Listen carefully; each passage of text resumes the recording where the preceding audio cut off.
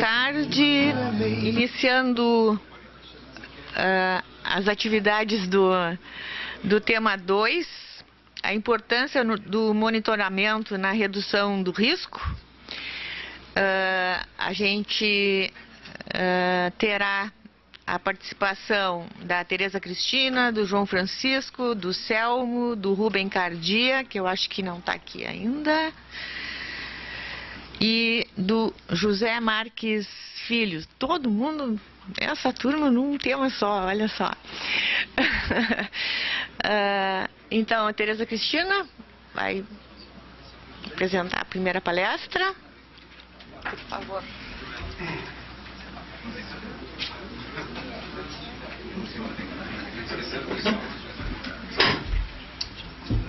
Aqui tá na altura boa, tá, né?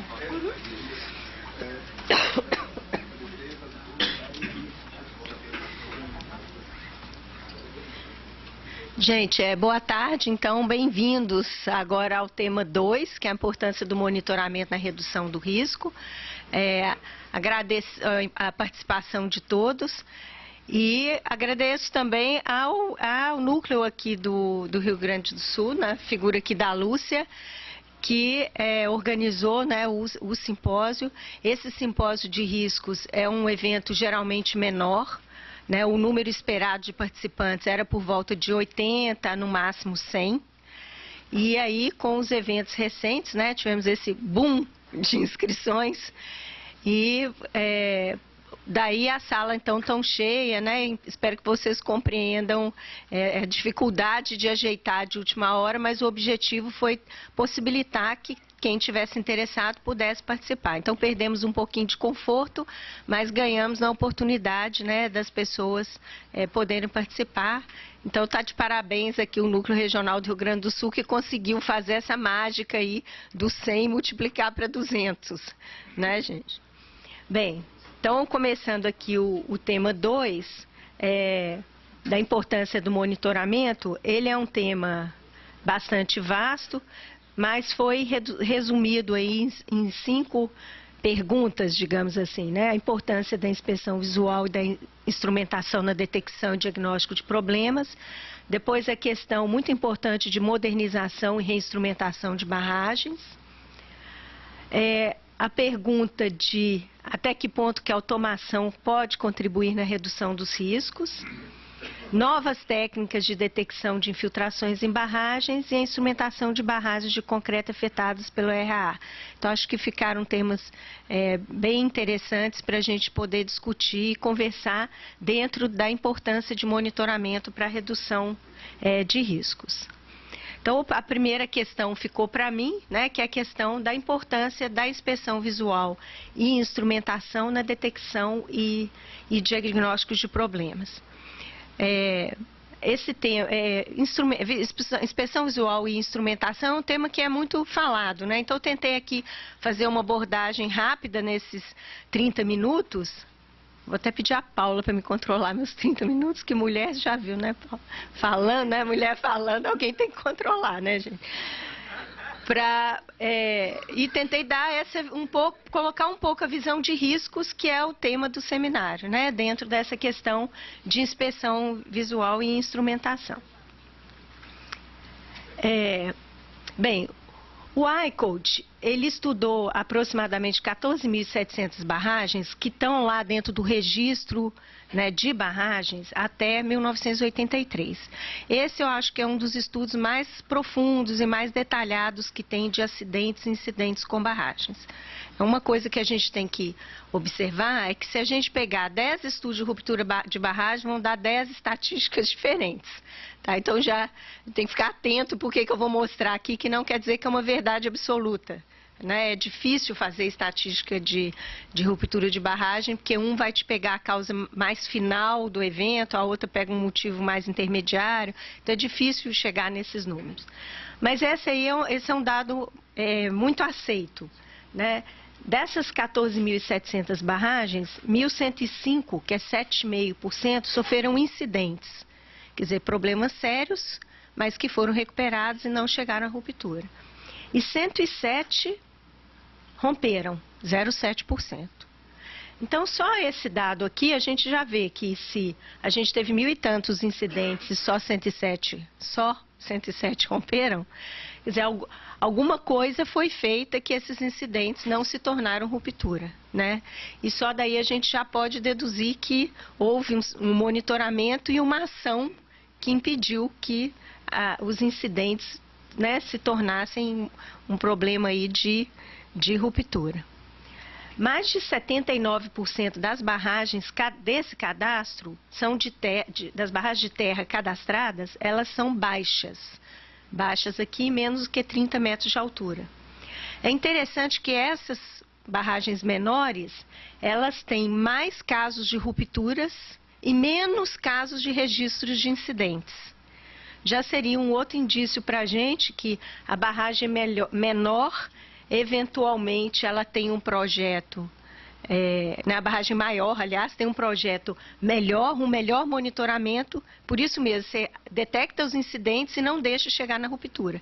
E as menores, ao contrário, né? Então, acho que só por esses dados aí a gente já poderia, né, concluir da importância da inspeção e do monitoramento.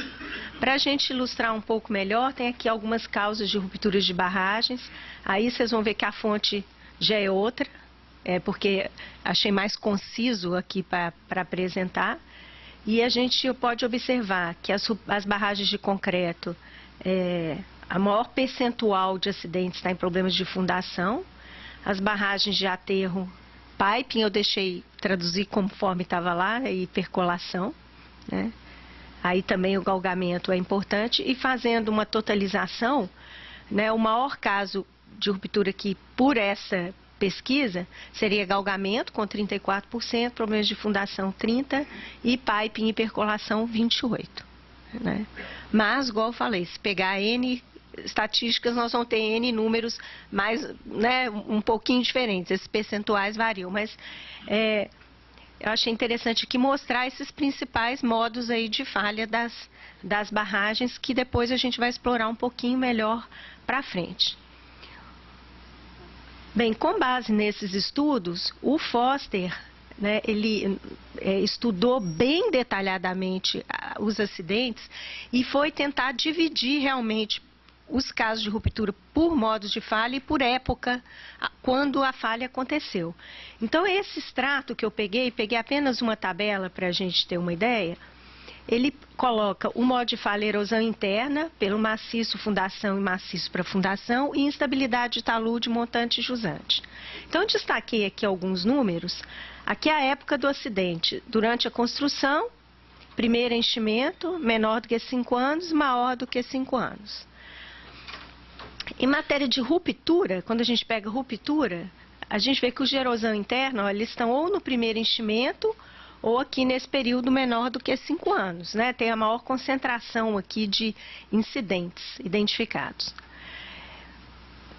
Quando a gente olha a ruptura, né? Então estão aqui no começo. Quando a gente olha incidentes, a maior parte é com a barragem mais antiga, né? Maior do que 5 anos. Então, daqui a gente já pode depreender o seguinte, a maior parte das rupturas acontecem quando você ainda conhece pouco a estrutura. Então, você está estabelecendo aí nos procedimentos de monitoramento, às vezes você está naquela fase de passagem do projeto e construção para a operação, então tem um gap aí de conhecimento, né, que hoje já foi até, né, discutido de manhã, como é que faz esses links aí que às vezes ficam perdidos. E à medida que a barragem aí já tem mais tempo em operação, você já está com isso tudo estabelecido, você consegue identificar melhor os problemas e dar uma resposta adequada a tempo. Então, achei esses números assim bem interessantes. Para a instabilidade é bem parecido, só que foi uma surpresa para mim que menor do que 5 anos aqui deu 100% dos instabilidades do talude montante. Eu não tinha noção assim desse número, mas acontece a mesma coisa. No caso dos incidentes também são melhor identificados após 5 anos de operação, né, das barragens. Outro ponto interessante para a gente ver é a questão da probabilidade. Então, com base nesses números, ele calculou a probabilidade média de ruptura por esses modos de falha. Está aqui é vezes 10 a menos 3.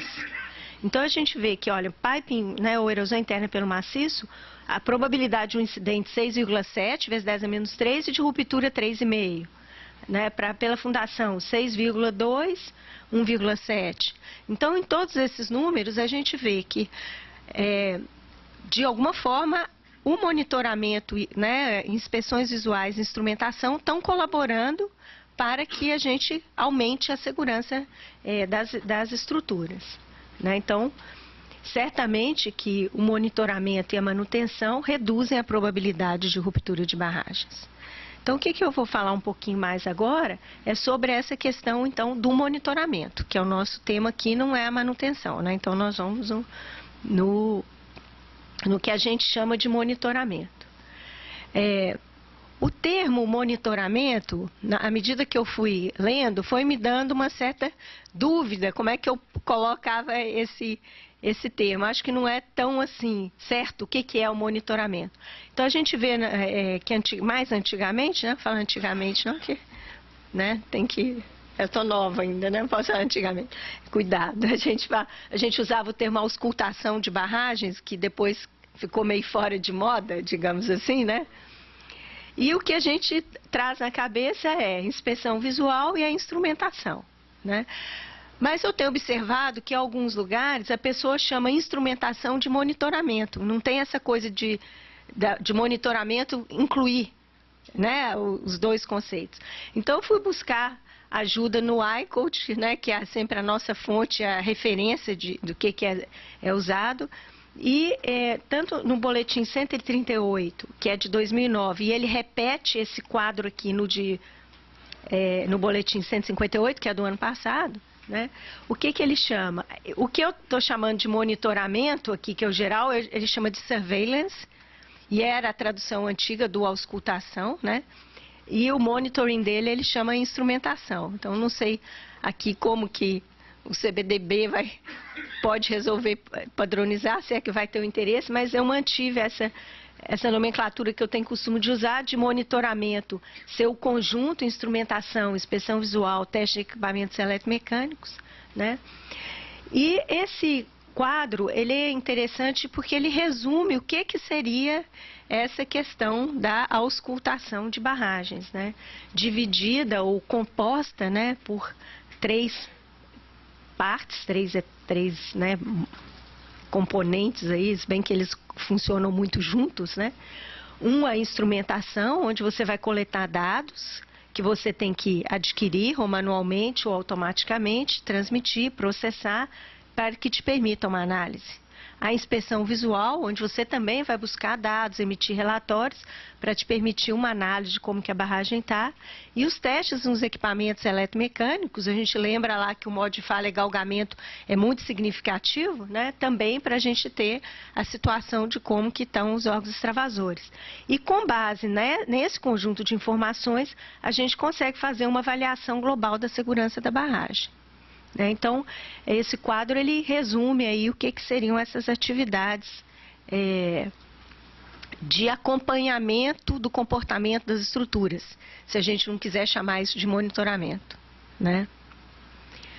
Bem, os objetivos, né, dentre muitos, eu pensei aqui 4, confirmar as considerações de projeto e previsões de comportamento das estruturas, permitir detectar durante a operação o desenvolvimento de tendências não usuais ou potencialmente inseguras e o desenvolvimento de modos de falha significativos, documentar o comportamento da barragem e preparar e implementar um PAI apropriado para a barragem e suas consequências de falha.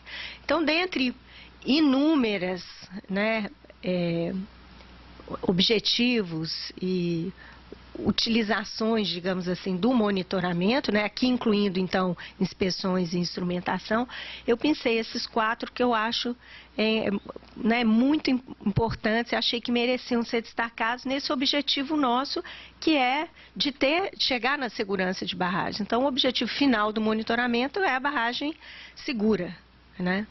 Uma outra forma de ver isso, né, esse objetivo segurança de barragens, é analisar como que o que contribui, né, para a segurança. Então, a segurança parte de projeto e construção adequados. A partir daí, entrando na operação, o monitoramento, né, que se for falar a linguagem lá dos eletromecânicos, que é a manutenção preditiva. Aqui dentro do monitoramento, então, entrando todos os elementos, né, que estão preconizados lá pelo iCode. Detectou algum problema, precisa fazer alguma coisa a tempo, né, senão também não vai resolver, isso tudo para tentar garantir aqui a segurança das estruturas. Essas são medidas estruturais, digamos assim, e se isso aí tudo der errado, você tem que ter um plano de ação emergencial para você conseguir atuar de forma eficaz aí na hora da emergência, né? Opa. E como que esse plano de monitoramento deve ser estruturado, né? Ou pode ser estruturado? O iCode, ele sugere que um plano de monitoramento tenha início com a identificação dos mecanismos de falha potenciais da barragem. Isso para que o plano de monitoramento ele seja mais objetivo e direcionado para o que aquela barragem realmente tem de deficiência e precisa ser ou instrumentado ou monitorado visualmente. Isso para evitar aquelas coisas assim, daqueles checklists enormes, padrões, que às vezes não tem nada a ver com a necessidade de uma determinada estrutura. Agora, no boletim de 2014, eles reforçam esse ponto, né, falando que a definição das maiores ameaças, né, uma definição prévia, digamos assim, das maiores ameaças para a segurança de uma barragem, provê um contexto para avaliação da estrutura e uma base para você organizar o pensamento sobre o comportamento dela. Então, com um bom entendimento dos modos de falha potencial, você pode dirigir a atenção aí para aquelas evidências que você deve buscar visualmente e para os dados da instrumentação que vão indicar o início ou o desenvolvimento de um determinado processo de falha. Então, eu achei essa fala deles muito interessantes, que isso aqui eles não estão falando que a gente tem que fazer uma análise de falha formal, usando o método X, Y, Z. Não é isso, é parar e pensar sobre a estrutura, né? Como que deve ser feito e como deve ser monitorado. Hoje nós temos aquela discussão de se a lei está boa, está ruim, se já está surtindo, né, algum efeito, se as barragens estão mais seguras porque tem a lei. É claro que a barragem não vai ficar segura por decreto, né? Agora tem a lei, então as barragens ficaram seguras, né? Não é essa a lógica. Eu acho que é uma ferramenta boa para as pessoas que nem nunca pensaram nisso, vão começar a pensar. Nesse primeiro momento, o que a gente observa é que a pessoa está olhando só assim, eu estou cumprindo a lei. Então, tem que ter um procedimento, ela vai lá e escreve. Tem que ter um PSB, a pessoa entende que tem um plano de segurança de barragem, tem um Excel com link que abre os arquivos, né? Então, nós estamos nessa fase. Mas, assim, são os passos, né, que a gente vai progredir. Então, imagino que em breve a gente vai superar essa etapa. Porque quem não tinha nada, agora pelo menos tem o Excel com link para os documentos, né? Então, a expectativa é que a gente saia desse patamar e consiga chegar em estruturar um plano de segurança de barragens que não é um mero documento, que é um plano que te permita realmente monitorar adequadamente as estruturas, né? Então, acho que isso é o que o iCode quis dizer nesses boletins, né? Nesses dois boletins.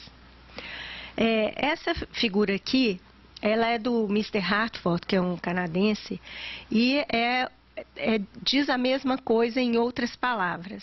E é uma figura que eu acho assim excepcional. Não sei se alguém já viu no livro dele de risco, de Risk Analysis, do Hartford e Becker. Ele divide a questão de segurança de barragens em 3 árvores, né? Uma árvore que ele chama árvore lógica ou de estados pré-existentes, uma árvore de eventos, que é de resposta da barragem, e uma árvore de consequências. Então, qual que é o raciocínio atrás disso? Quando a gente está projetando e construindo uma barragem, né, a gente está construindo essa árvore aqui. Eu acho que se todo mundo tivesse essa consciência, a barragem ia ficar muito mais segura. À medida que você alguma coisa que você projeta com pouco dado, com pouca informação, ou ficou um pouco pior, ou que você construiu pior, ou teve um imprevisto lá na obra, e aí foi feita alguma coisa diferente do projeto, não documentou. Então, à medida que que isso, você vai construindo, projetando e construindo a barragem, você está construindo uma árvore de estados pré-existentes e incertezas. Então, ficou aqui um ponto da fundação que ficou mais vulnerável, ficou acolá uma junta de compactação que ficou ali uma zona de maior permeabilidade, ficou um vertedouro com a capacidade menor do que deveria de projeto. Então, você vai construindo a barragem e essa árvore de incertezas. Coisas que ficaram em dúvida sobre a fundação e que continuaram as dúvidas, foram ficando essas perninhas aí e você construiu essa árvore. Bem, está lá. Então, vamos pegar aqui uma perninha, vamos supor que essa perninha aqui foi do vertedouro que ficou dimensionado com pouca informação e tal, e por fim, inferior à vazão que a gente gostaria que ele fosse capaz de extravasar. Essa bolinha aqui é um gatilho, ou evento iniciador. Se não chover nenhuma chuva acima daquela que o seu vertedor dá conta, ok, não acontece nada. Você tem uma grande vazão, aí nós vamos começar o modelo de resposta da barragem. Por exemplo, o vertedor está até adequado, mas digamos que a comporta está com problema de manutenção. Então, o vertedor está adequado. Abriu a comporta, sim ou não? Digamos. Não. Coube a cheia. Não coube numa comporta só. A água passou por cima, rompeu a barragem. Aí começa uma árvore de consequências. Então, o que a gente, na verdade, faz durante a inspeção visual e com a instrumentação é descobrir, ir desvendando essas perninhas que estão aqui. Então, se você faz uma inspeção visual numa barragem, você pega a documentação para estudar, pega os documentos de projeto, pega a sondagem, você está descobrindo alguma dessas pernas aqui, digamos assim. Algumas outras você vai descobrir com evidências que você está vendo em campo. Outras você vai conseguir com a instrumentação. A supressão aqui está acima do que era imaginado de projeto. Então, o que a gente faz nesse momento é mergulhar e tentar descobrir essa árvore. E como foi muito bem dito hoje de manhã, tem algumas perninhas dessas que são quase impossíveis de você descobrir. E aí aquela ideia de ter, não sei qual foi o termo que foi dado de manhã, como se fosse um manual final da... Qual que foi o termo, vocês lembram? Uma memória técnica da obra, Talvez fosse interessante realmente, para facilitar essa busca aí pelo que ficou, o que está construído, Então, eu acho muito interessante esse gráfico, que é uma outra forma da gente ver as coisas. Eu acho que se quem constrói, quem projeta, tem consciência de que está construindo essa árvore, e quem opera, depois, tem consciência de que está recebendo essa árvore aí, talvez a visão de barragem pudesse até ser um pouquinho diferente. Bem, então, voltando aqui ao iCoach, quando a gente estiver fazendo esse caminho aqui do monitoramento, o que a gente está fazendo é aquilo ali, tentando descobrir... Quanto, Paula? Nossa, mãe.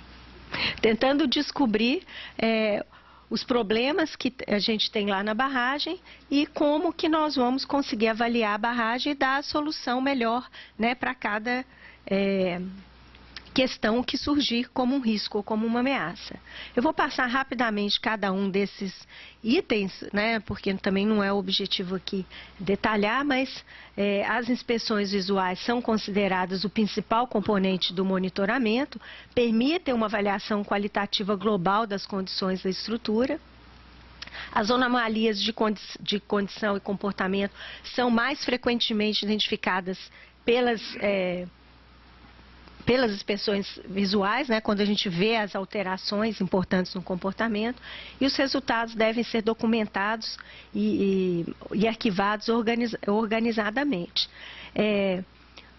No iCode, as inspeções estão estruturadas assim. Eu mantive as palavras deles porque na nossa lei ficou uma nomenclatura um pouco diferente. Então agora a gente está fazendo essa conversão. Daqui a pouco a gente vai acabar com esse trauma de conversão e vai usar, né, a nomenclatura nova. Mas a gente ainda tem muito a questão da nomenclatura do iCode, né? Que imagina, eles têm um nível que eles chamam 1, que é uma inspeção de rotina, né, que pode ser semanal, mensal, anual. Um nível 1 aqui, que é o nível 2, que é resume sempre um nível anterior, testa equipamentos eletromecânicos e fases especiais, isso a cada 1, 2 anos, ou se necessário, e uma formal, que é num nível mais detalhado, aí com um espaçamento maior, né, tipicamente 5 anos, e isso continua sendo preconizado pelo iCode, e a gente vê que ficou bem de acordo com o que está na legislação. Então, não vai ser por falta de legislação de inspeção, né, que nós vamos estar pior, digamos assim, né? Então, a parte de instrumentação está regulamentada. As inspeções rotineiras, quem regulamentou foi, dessa forma, foi apenas o DNPM, até então, pelo menos, né? A gente teria um segundo nível, que seriam as regulares, né? O termo brasileiro ficou sendo inspeção regular. As especiais, quando detecta alguma anomalia importante. E a revisão periódica de segurança, que ficou sendo nesse nível aí da formal. Então, assim, está aderente de qualquer forma, a menos daí do que vai definir, né, que as periodicidades são diferentes de um agente e outro e tal, que eu acho que com o tempo essas coisas devem, né, se ajeitar. Nós estamos aí de acordo com as boas práticas mundiais. A realização, então, das inspeções, eu já até falei, a gente tem que atentar de não ser meramente uma questão de formalidade ou atendimento a um requisito legal, né? Ela tem que permitir o aumento contínuo do conhecimento das estruturas, identificar problemas e você poder executar reparos. Então, a preocupação muito grande é assim, a fase nossa de transição agora, também assim, quem não fazia inspeção nenhuma, agora faz para cumprir uma formalidade, já deu um passinho, né? Agora o próximo passo é ver, né, o valor que tem e como é que vai evoluir com isso aí. E a frase, né, já muito conhecida do Corps of Engineers, que o olho humano treinado é o melhor instrumento para avaliar a performance de uma barragem, por ter um potencial de integrar rapidamente as informações, né, da instrumentação, de dados de projeto, dados de construção e mais aquilo que você está olhando no campo. O segundo ponto lá do iCode é o monitoramento, né? Fiz aqui só uma síntese dos principais parâmetros a serem monitorados, né? Nós vamos ter outras apresentações sobre a parte de instrumentação. Então, em barragens de concreto, deformações, movimentos de juntas, né? Subpressões, vazões, análise química da água, às vezes, deformações para todo mundo, né? Deslocamentos especiais entre barragem de terra e concreto, temperatura para detectar percolação possível, né? Poropressões, vazões de percolação, análise química da água e fundações, deformações, deslocamentos especiais, temperatura da barragem, poropressões, linha pesométrica e linha freática, vazões de percolação, nascentes, análises químicas da água.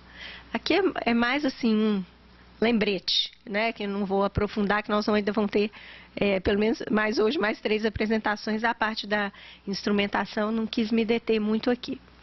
Mas eu peguei uma frase aqui do nosso mestre, que é o João Francisco, está lá no livro dele, que eu achei que tinha a ver com essa questão que a gente está falando.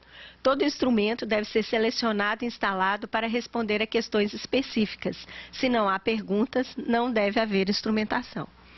Então, assim, isso casa com aquilo que a gente está falando, que o monitoramento, ele tem que ser amplo para você conseguir ver tudo e, inclusive, pensar fora da caixa, porque, de repente, aparece alguma coisa que você não tinha imaginado hora nenhuma, mas tem que ter uma reflexão sobre possíveis modos de falha, sobre problemas que podem estar embutidos naquela árvorezinha lá de problemas latentes, para a gente conseguir direcionar melhor as ações, inclusive as ações de instrumentação.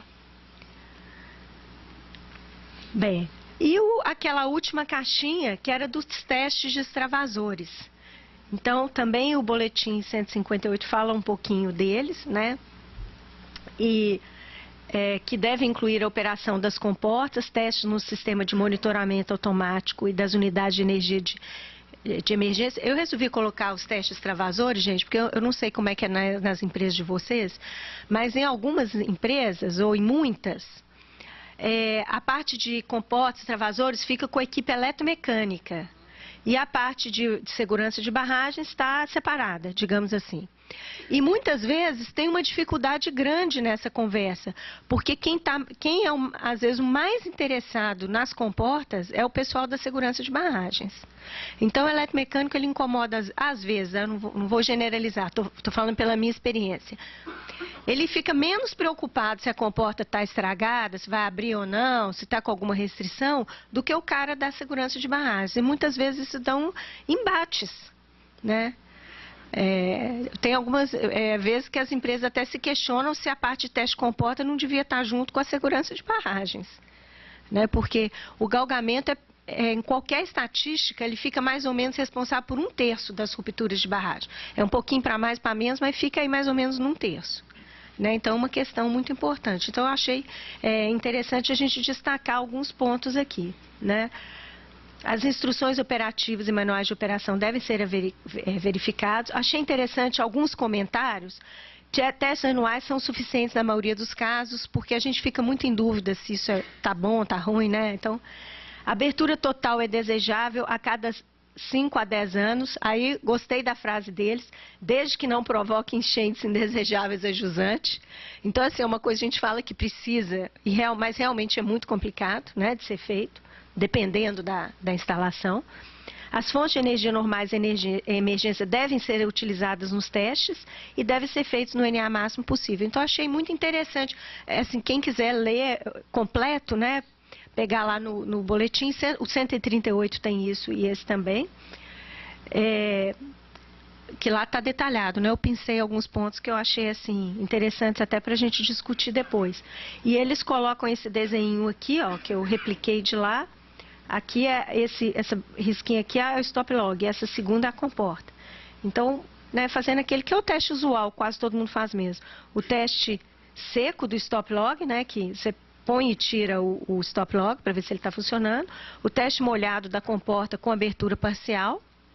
E o teste seco da comporta com abertura total. Isso eu acho que é o que a maior parte das pessoas consegue fazer. Às vezes até quer fazer mais, mas não consegue, né? Não consegue exatamente por liberar daí uma vazão grande para jusante, né?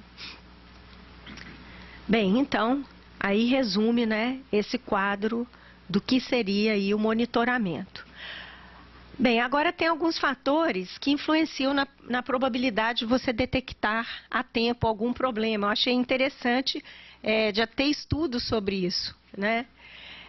Tipo do modo de falha de barragem, então algumas coisas são mais lentas, né? Alguns processos são mais lentos que outros, natureza dos materiais de fundação, zoneamento e materiais maciços, nível do reservatório no momento do incidente, né? Então isso aqui seriam coisas que estão lá na nossa árvore de problemas latentes da barragem. Qualidade das inspeções visuais, adequação da instrumentação, localização e tipo de instrumentos, rapidez da análise dos dados da instrumentação, isso já foi citado hoje, né, também. Você coleta o dado, mas não tem análise, ou demora tanto que aí já perdeu o sentido. Capacidade da equipe de monitoramento em entender os sinais que a instrumentação e a inspeção visual está mandando, né? E capacidade de resposta, agilidade de contratar serviços, disponibilidade de materiais, etc, né? Então, são fatores que influenciam aí. Eu separei a capacidade aqui do monitoramento em detectar, eu queria olhar os 3 modos de falha. O galgamento eu não coloquei porque ele é mais lá, quase que do hidroenergético, né? Você tem que monitorar as vazões que estão afluentes ao seu reservatório e tal.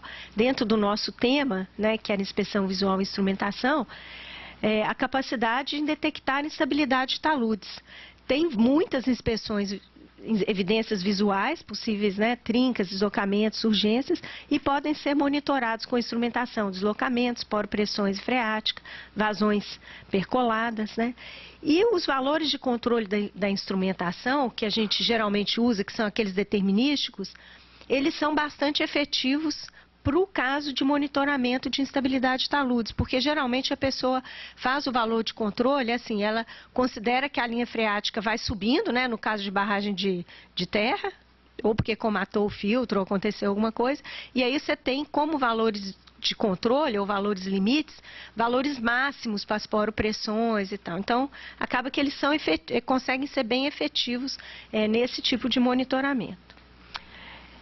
No caso de erosão interna, também tem várias evidências visuais, né, surgências com e sem carregamento de material, sandboils, abatimentos, deformações, trincas. A instrumentação consegue colaborar muito com o monitoramento de vazões, né, medidores de vazão, até outros métodos mais sofisticados, monitoramento de poropressões. E no caso de erosão interna, as inspeções visuais são muito efetivas, né? A evolução do processo de erosão interna, ele depende do tipo de material, de compactação. Já deve estar acabando meu tempo, porque a Paula está rindo. Também já estou quase acabando. E tem alguns estudos, se alguém tiver interesse, o livro do FEL agora, 2015, tem alguns estudos mostrando assim que depende, com o tipo de solo e os parâmetros de plasticidade, limite de liquidez, IP, eles têm até umas previsões de tempo que demoraria para um pipe se concretizar, variando assim de horas até ano. Né? Então depende. Então, ser capaz de detectar depende muito se o processo é rápido ou lento, né? Quanto mais lento, melhor, você tem mais chance de achar. E os valores de controle da instrumentação, nesse caso aqui, eles podem ser mais efetivos se eles forem esses determinísticos que a gente tem costume com eles. Então, a gente teria que evoluir um pouco para eles serem mais efetivos se a gente quiser pegar a erosão interna. Porque a erosão interna, a poropressão, por exemplo, pode cair, dependendo do caso, né? Então tem que avaliar aí como que a gente pode evoluir nessa questão, evoluir tecnicamente nessa questão. Mesmo assim, eu peguei aqui algumas estatísticas de observações envolvendo a erosão interna. Esse aqui é piping pelo maciço, olha, de 102 casos de incidentes, 51 de ruptura. Então, a gente vê, olha, que as evidências que foram vistas, né, aumento de vazões percoladas, surgência com turbidez, sinkholes, recalques, trincas, né, e que o número de incidentes é bem maior do que o de rupturas. Quer dizer, a pessoa viu o problema e conseguiu sanar. Né? E interessante que nenhum sinal observado, você não viu nada, aí também rompeu, né? Que o escurinho aqui é a ruptura. Então, assim, é bem claro, né? Quando é pela fundação, a mesma coisa. Aumento de vazões, vocês verem como que a instrumentação pode ser útil no caso de erosão interna, porque os dois que eu mostrei aqui, o aumento nas vazões percoladas foi dos maiores, né? Evidências. Surgências e assim por diante, e a mesma coisa, né? Quando você tem muito incidente e proporcionalmente poucas rupturas. É até interessante, pois sandboils, olha, muitos incidentes e praticamente tudo foi controlado. Né? Tem um caso aqui, nesse conjunto que ele analisou, um caso só de ruptura. Aí, gente, sempre com aquele desconto das estatísticas, né? Que é um determinado conjunto de informação lá que ele tomou. E, finalmente, então, o estudo lá do ICOD de 83, que é aquele da primeira, né, transparência que eu apresentei aqui, de qual método que foi mais eficiente. Né? Então, ele pegou os métodos de detecção, né? E aqui, vamos direto aqui nos totais, né? O que mais serviu, digamos assim, mais foi útil para detectar o problema. Os dois melhores ali, ó, 63% dos métodos de detecção de problemas foi a observação direta, ou seja, a inspeção visual, 13% medição de vazão, né? E vamos pôr aí, em segundo lugar, medição de poropressões e de deslocamentos horizontais e verticais. Eu acho esse quadro aqui também é bem interessante para a gente ver, né, a importância que isso tem. Então, como conclusão aqui final, realmente um monitoramento de barragens, né, definitivamente reduz a probabilidade de ruptura de estruturas. Muito obrigada.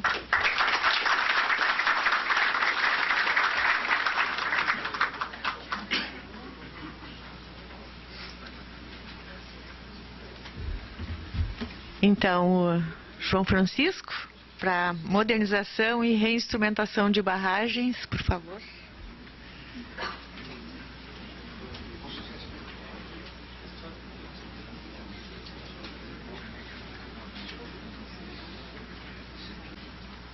Bem, boa tarde a todos. Gostaria de agradecer o honroso convite para participar desse importante simpósio aqui, né? Com a plateia enchendo o nosso auditório aí.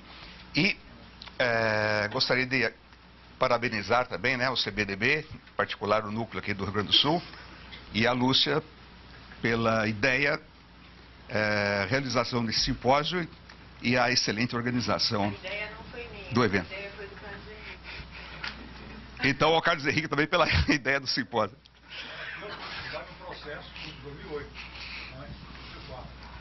Ok.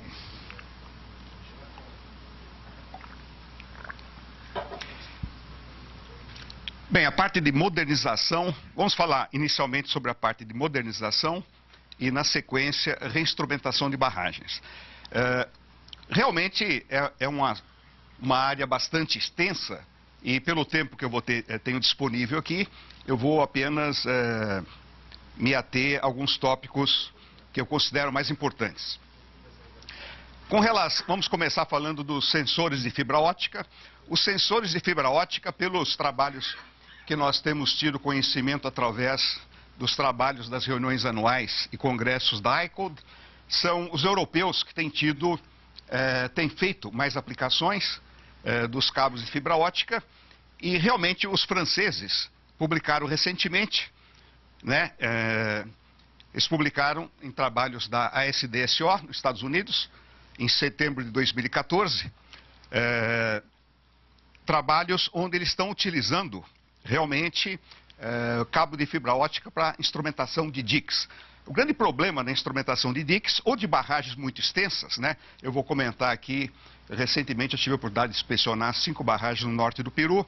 Uma delas, a barragem de Poetios, tem 11 km de extensão, sendo 11,5 km praticamente de barragem de terra ou terra em rocamento.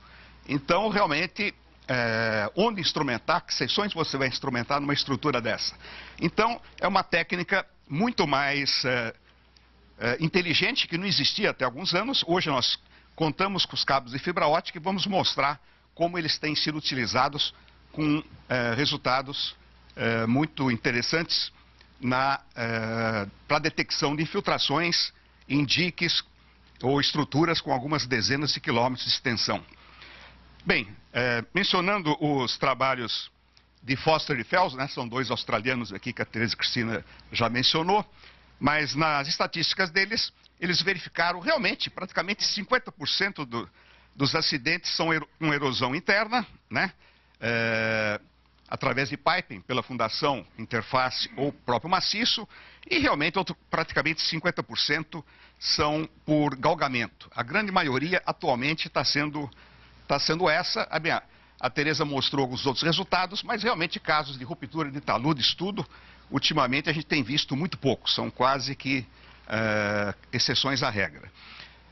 Nesse trabalho dos franceses, eles mencionam inclusive, né, as rupturas por piping da barragem de Yanfen na China e a outra barragem de Oak River aqui na Austrália, que a gente colocou apenas para mencionar. Durante várias décadas, né, a temperatura tem sido reconhecida, ou variações de temperatura têm sido utilizadas como um excelente parâmetro para a detecção de filtrações através de aterros.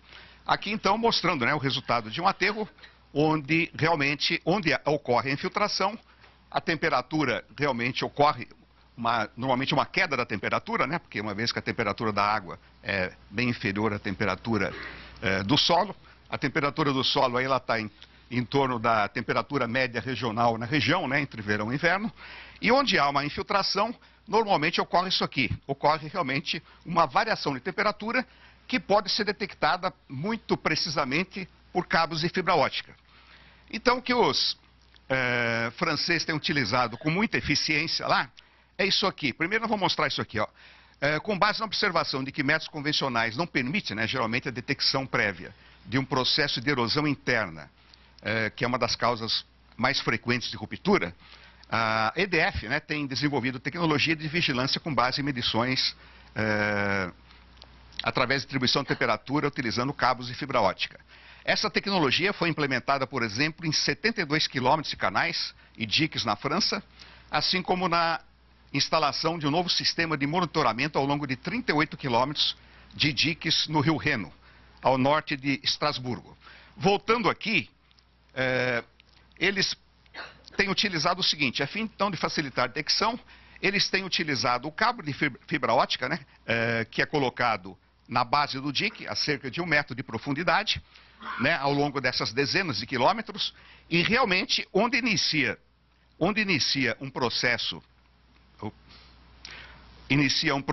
realmente de infiltração preferencial, eles utilizam como complementação, né, essa ideia aqui eu achei fantástica, eles trabalham então com estações pesométricas, né, eles têm então ao longo de uma das obras instrumentadas aqui com cabo, um total de 10 estações pesométricas, onde uma vez que o cabo detecte, né, um início de infiltração, alguma variação significativa, eles já passam a monitorar então nessa região realmente com novos pesômetros, para realmente observar, né, a posição da freática e a evolução do processo, para verificar se pode conduzir realmente a um processo de piping com o tempo ou não.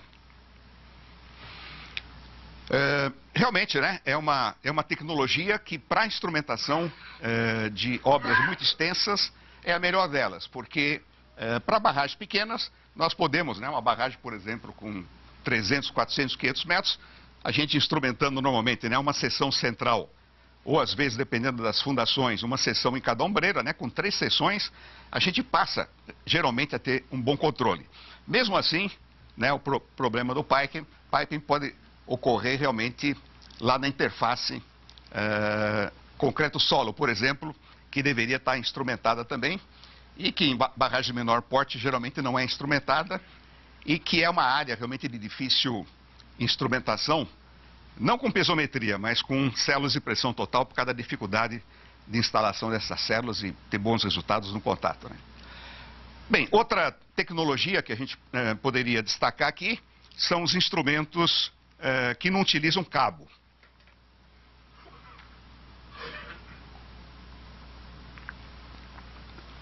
Qual que é a grande vantagem dos instrumentos sem cabos? É na instalação, né? Você realmente, a hora que instala realmente um piezômetro aqui no interior do núcleo, você tem que geralmente, né, abrir depois, parar a construção da camada, abrir uma trincheira, passar os cabos, né, fazer aqueles meandros, evitar contato entre um cabo e outro, colocar septos de argila para evitar um piping através dessa trincheira, etc, etc, construir a cabine, etc. O que os japoneses, com as suas tecnologias na área de elétrica eletrônica, eles fizeram? Eles estão desenvolvendo instrumentos e têm publicado esse trabalho já há uns 5, 6 anos, nas reuniões anuais da ICOD, onde eles têm divulgado, né, trabalhos da utilização. No caso, há 5 anos atrás, eu realmente consegui um catálogo da Sakata Denki sobre esses instrumentos.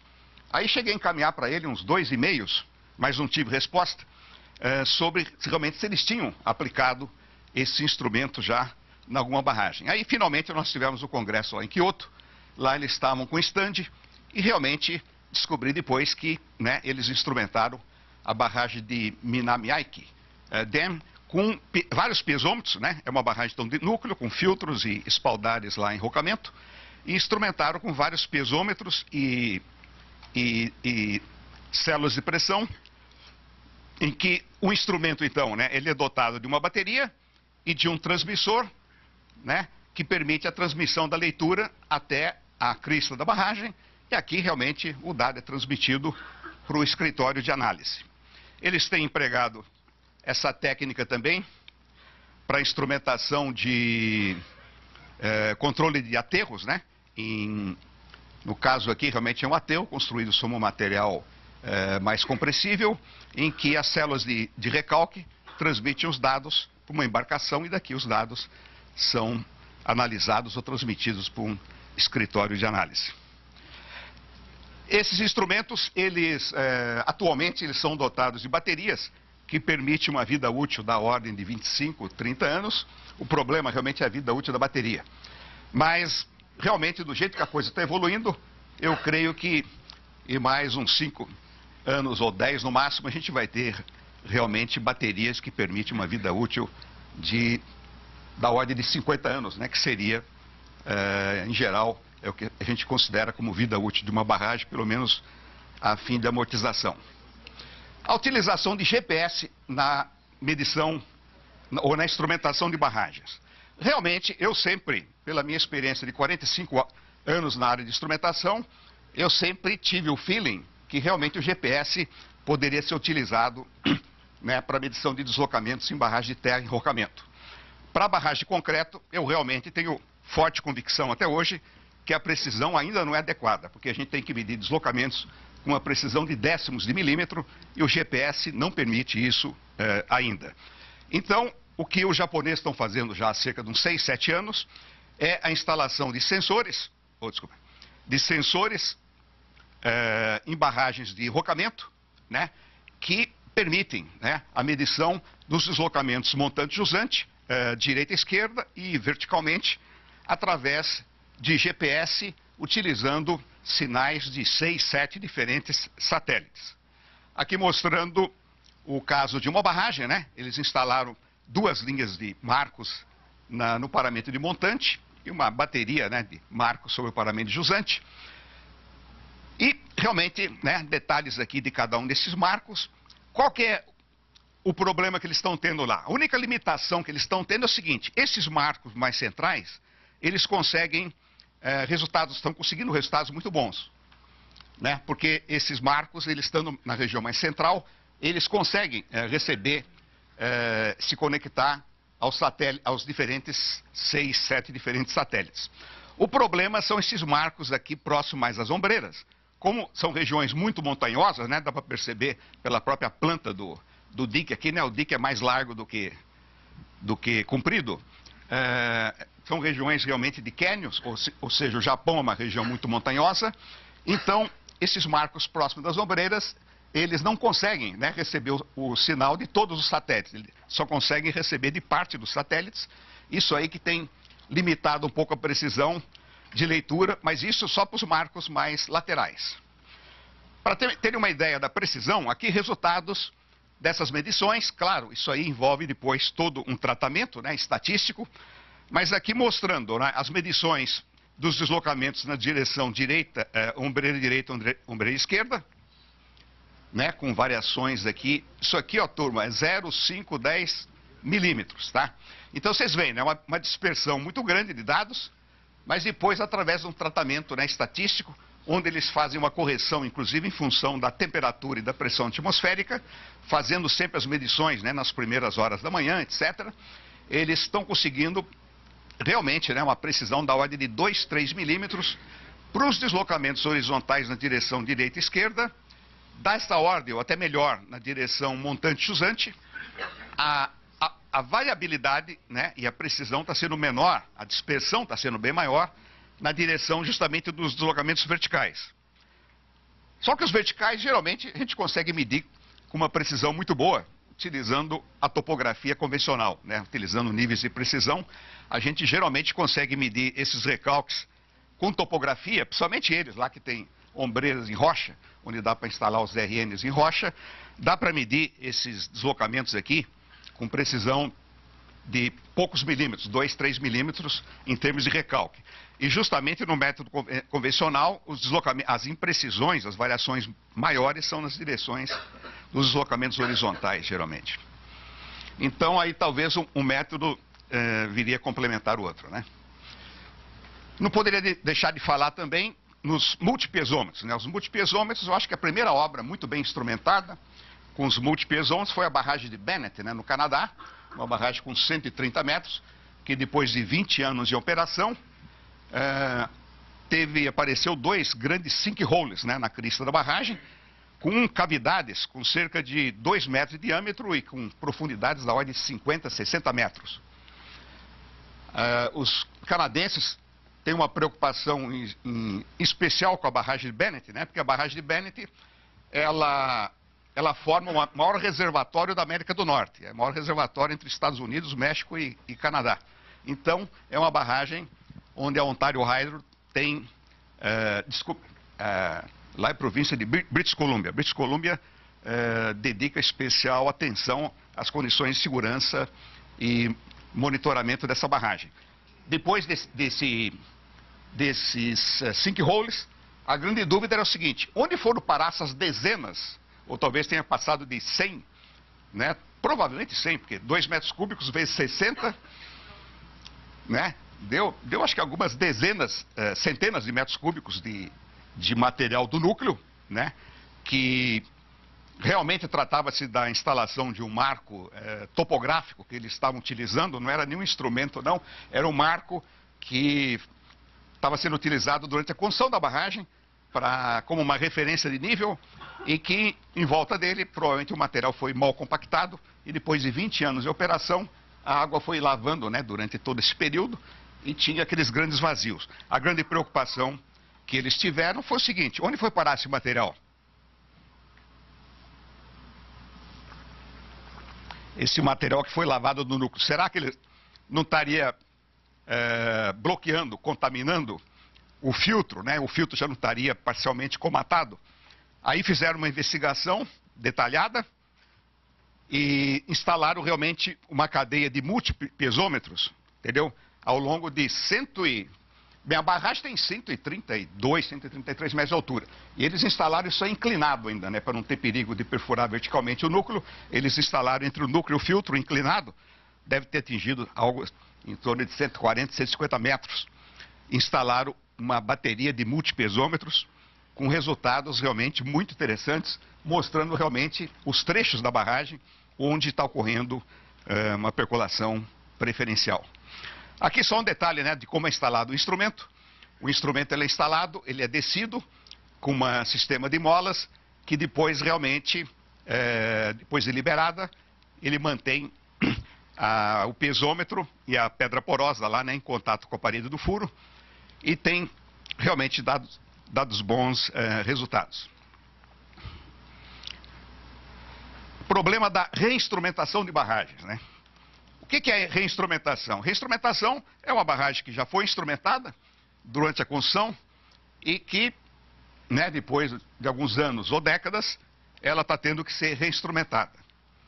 Normalmente, eu estou colocando aqui, né, elas são aplicadas a barragens normalmente com mais de 30 anos, isso para aquelas barragens que foram bem realmente monitoradas. Infelizmente, nós estamos vendo muitas PCHs no Brasil atualmente, né, que estão sendo monitoradas com instrumentos nacionais, e realmente eu diria, quer dizer, a parte mecânica normalmente tem muitas vezes sido muito bem feita, né? Tipo extensômetros, pesômetros, medidores triortogonais, extensômetros de hastes, etc. Mas chegou na parte elétrica e eletrônica, eu diria que as nossas empresas aqui não têm tido condições para fazer um aprimoramento permanente nos instrumentos como devem ser feitos, como eles fazem no exterior. E mesmo no exterior eles têm tido dificuldade, né? Eu que acompanho o histórico de instrumentação e já visitei várias firmas dos Estados Unidos na década de 70, várias dessas firmas desapareceram. Nós vamos falar aqui do caso no Peru, né? Onde 2 barragens que foram muito bem instrumentadas, executadas com um instrumento, e o projeto foi dos alemães, foi instrumentada com instrumentos Mayhack, só que hoje o aparelho de leitura, numa delas, depois de 28 anos, está dando problema, só que a Mayhack não existe mais, desapareceu também nesse meio de caminho aí. Mas outro problema da reinstrumentação, que se faz necessário, é realmente danificação de instrumentos. Isso aqui é realmente uma das barragens que eu tive a oportunidade de visitar, foi, né, inicialmente bem instrumentada aqui com medidor de vazão no pé da barragem, do aterro, e marcos superficiais. Bem, aqui simplesmente, tá vendo, a parede de concreto aqui foi estourada para roubarem a placa de metálica do medidor triangular de vazão, parece incrível. E aqui detonaram também um marco instalado na crista da barragem, que servia para a medição dos deslocamentos horizontais da barragem. Trata-se da barragem de Poetius, né? Essa é aquela barragem que eu mencionei, né? Uma barragem com 11 quilômetros de extensão, e as estruturas de concreto envolvem praticamente só o vertedor, né, o vertedor de comportas e 2 muros laterais. Aqui realmente é a região da bacia de dissipação. Essa bacia de dissipação aqui dá para perceber por aqui, né? Ela começou a ter um problema aqui de erosão a jusante, só como um histórico rápido. Hoje eles fizeram uma proteção adequada aí. Mas eu fui contratado pela ANA do Peru, né, a ANA lá, a Entidade Nacional da Água, para visitar essas 5 barragens no norte do Peru, para realmente fazer uma avaliação, né, uma reinstrumentação das barragens, uma vez que realmente a instrumentação estava praticamente abandonada. Barragens que foram muito bem instrumentadas, mas que depois de 30, 40 anos de operação, a instrumentação estava abandonada, pelo menos nessas 2 primeiras. Em outras, elas estão sendo operadas muito bem. Nessa barragem, o que eu propus, né, foi a reinstalação e automação dos pêndulos diretos, uma vez que ela foi dotada de 2 pêndulos, só que esses pêndulos acho que estão lá encostados há algumas décadas, né? Inclusive o peso do pêndulo, que normalmente é um peso metálico dentro de um reservatório de óleo, com aletas, etc. Nessa barragem o peso era ainda de concreto. É uma barragem que foi construída há cerca de 50 anos aí. Então, mas está fácil lá, porque eu vi o fio do pêndulo, um fio inox, está perfeito, está bem fixado lá na crista ainda. Eu pedi só para darem uma limpada lá em cima e realmente reinstalar esse instrumento, reinstalar uma base de coordinômetro para continuar, né, com bom monitoramento, principalmente considerando que o Peru é um país de alta sismicidade, né, e por coincidência, parece que há poucos dias teve um sismo muito forte, né, na divisa do Peru com Acre, que realmente teve reflexo até em Manaus e cidades da região. Propus também no caso aqui, a instalação de medidores triortogonais nas juntas entre blocos. A gente vê realmente as juntas lá, elas estão com uma abertura de alguns milímetros, mas principalmente em função da sismicidade do país, eu achei conveniente propor. São medidores de baixo custo, são instrumentos de baixo custo e relativamente importantes na monitoração de estruturas de concreto. E também a instalação de medidores de vazão ao longo da galeria. Eu não relacionei aqui, mas também os piezômetros standpipe, que foram muito bem instalados lá, estão com os manômetros até hoje. Os manômetros estão medindo alguma leitura, mas você vê que aqui o manômetro deve estar totalmente descalibrado, né? Porque essa obra, pelo que a gente viu dos danos aos instrumentos, ela deve estar com a instrumentação abandonada já há algumas décadas. Então agora, com financiamento do Banco Mundial, tudo, a ANA está se propondo a recuperação da instrumentação dessas barragens. Aqui é uma foto, né, das estruturas de concreto. A entrada da galeria fica nesse canto aqui. Nós estávamos indo justamente fazer a inspeção da galeria, uma vista interna da galeria. Isso aqui é passagem dos cabos. Os cabos vêm da instrumentação dos abraços nos muros direito e esquerdo e são lidos nesse painel central aqui, na região mais central da galeria. E aqui dá para ver o nicho onde eles instalaram os pêndulos, né? O fio do pêndulo ainda está bonitinho aqui, só que é um instrumento que estava lá abandonado, mas que dá para recuperar facilmente, felizmente, né? Outra barragem que a gente teve oportunidade de inspecionar, é a barragem de Galito Ciego. Essa barragem, construída em 87, né, portanto, há 28 anos em operação, e tem uma altura máxima de 112 metros e um comprimento de 800 metros. Ela foi muito bem instrumentada, né? Eu tive acesso aos desenhos de instrumentação, mas infelizmente não tive acesso, e não existem mais, infelizmente, né, os relatórios, porque como a barragem foi muito bem instrumentada, com pesômetros, com células de pressão,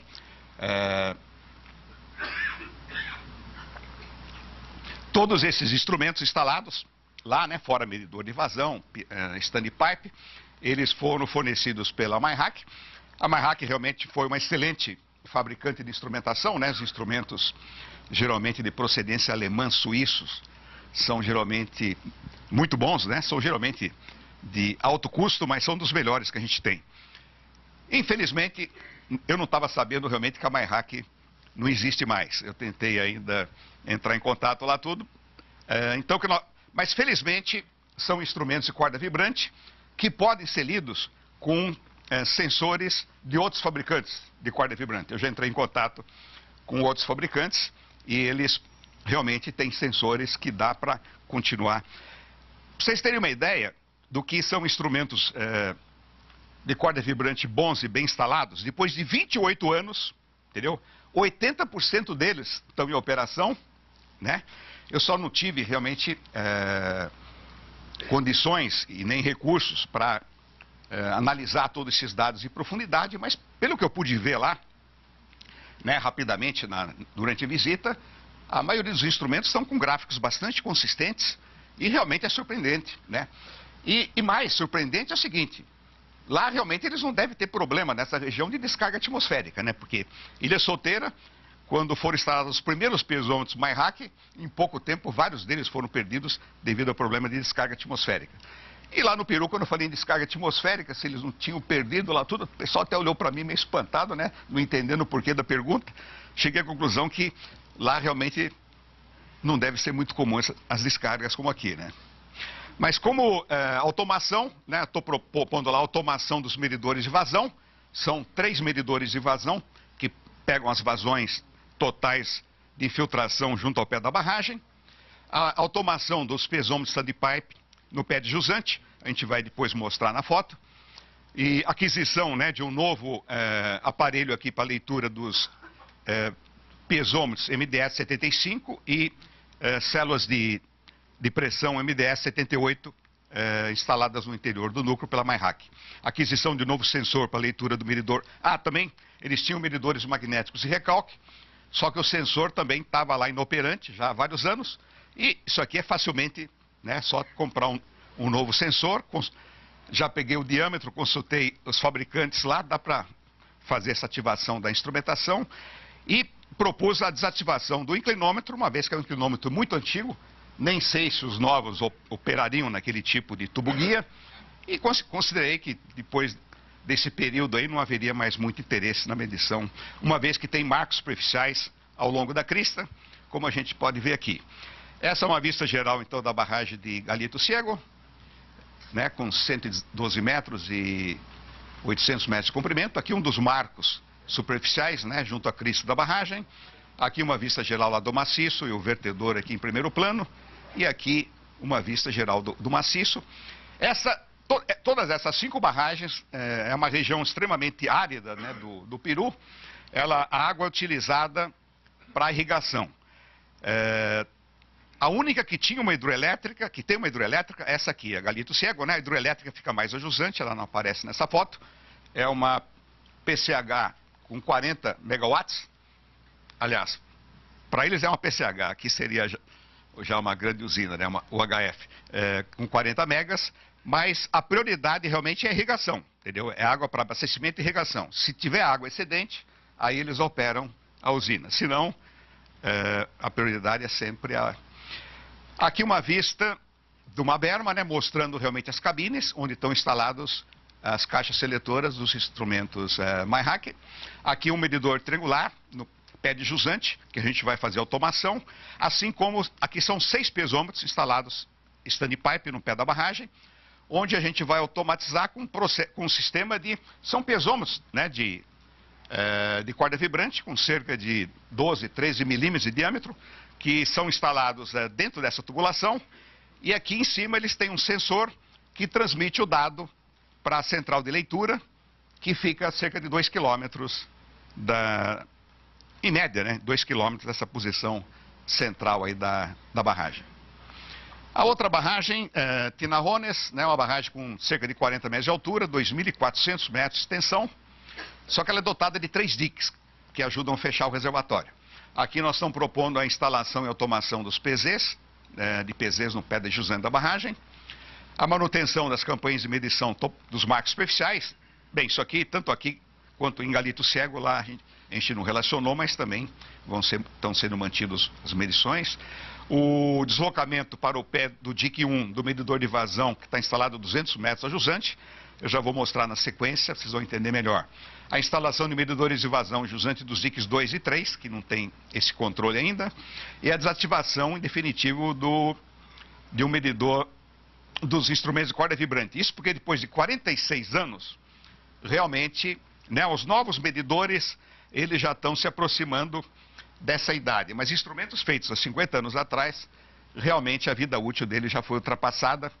Então eles estavam tentando ler ainda com um instrumento lá da Slope Indicator, mas eu acho que realmente que não é perda de tempo, realmente não vai compensar. Essa é uma vista geral então da barragem, né, de Tinarrones. Essa é uma vista do dique 1. Esse dique tem cerca de 600 metros de comprimento, são 3 diques, um com mais ou menos 600, 400 e 200 e poucos metros de comprimento, que ajudam a fechar o reservatório. Aqui é uma vista desse dique 1, com marco aqui ao longo da crista. Esse dique, né, ele tem no pé de jusante um canal de contenção de água lá, toda a infiltração então sai por esse canal, e eles têm, tá vendo, aqui é o medidor de vazão, eles têm um outro medidor de vazão desse lado, e tinha um terceiro aqui que seria o totalizador. Só que esse totalizador, ele está a 200 metros a jusante. Eu perguntei para ele, pô, mas cadê o medidor? Ah, não, fica lá a jusante, uns 200 metros. Acontece que a perda de água por infiltração daqui até 200 metros é muito grande. Então, eu estou propondo realmente o deslocamento. Conversamos com isso aí no campo, eles concordaram, deslocar por uma região mais próxima do pé da barragem, para ter um controle mais geral. Na crista da barragem de Tinarrones, também deu para ver algumas trincas, né? Longitudinais bastante extensas. Essas trincas, geralmente, né, elas ocorrem devido a problema de deformabilidade diferencial entre material do núcleo e do filtro, ou dos espaldares.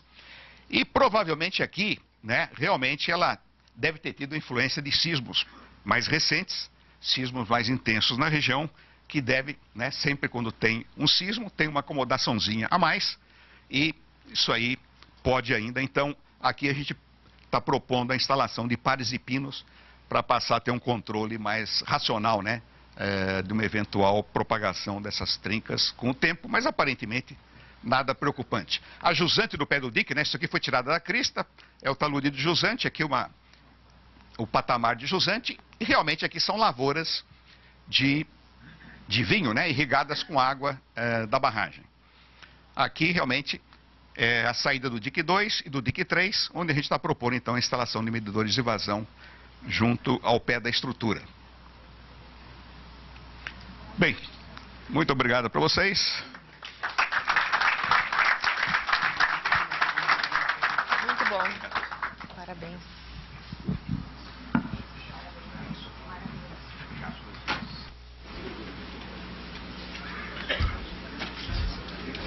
Vou pedir que o Selmo nos responda a pergunta se a automação da instrumentação pode contribuir para a redução dos riscos.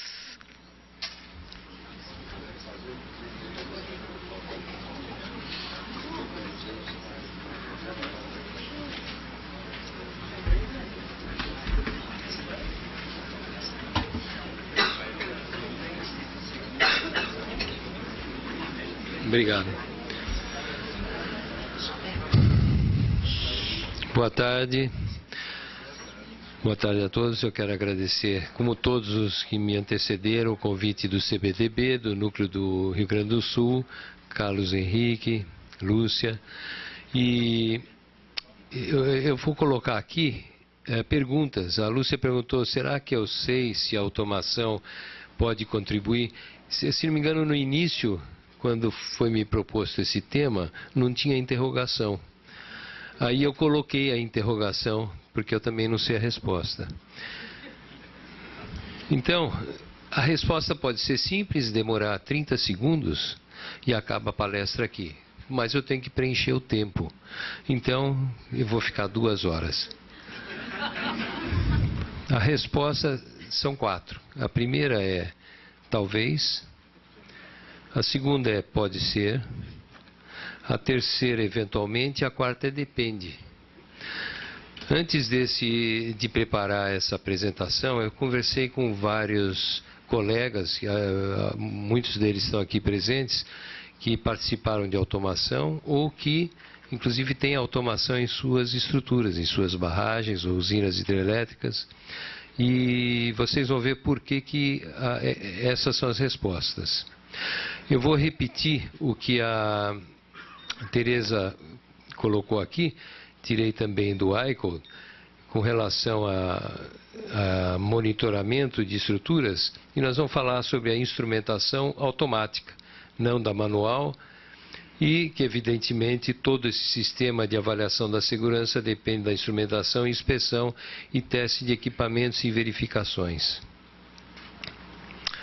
O esquema ideal de monitoramento de barragens instrumentadas, qual é? Se acontecer alguma coisa, o fato deve ser imediatamente e automaticamente detectado. Simples, né? E o pessoal responsável pela segurança deve receber uma notificação imediata. Também muito simples. O problema é o seguinte: se é detectado por pessoa, primeiro não é automática e também não é imediato. E aí a gente chega à conclusão que para fazer isso seria necessária automação. Mas para fazer automação é necessário ter equipamento que possa detectar a normalidade. O João já mencionou os equipamentos fibra ótica, etc. E a resposta, evidentemente, tem que resultar num sinal elétrico que possa ser transmitido, pelo menos no know-how que existe hoje no mundo. As grandezas que devem ser medidas em barragem de terra e concreto, a Tereza também mostrou, estão aí colocadas, vão de deslocamentos a tensões. E a automação, na realidade, começou na década de 70. No início, o que era? Aquisição de dados, transmissão e disposição em forma gráfica. E o engenheiro ia lá e analisava. E para cada barragem, para cada tipo de aplicação, tinha que ser customizado. Não existiam ainda equipamentos padronizados.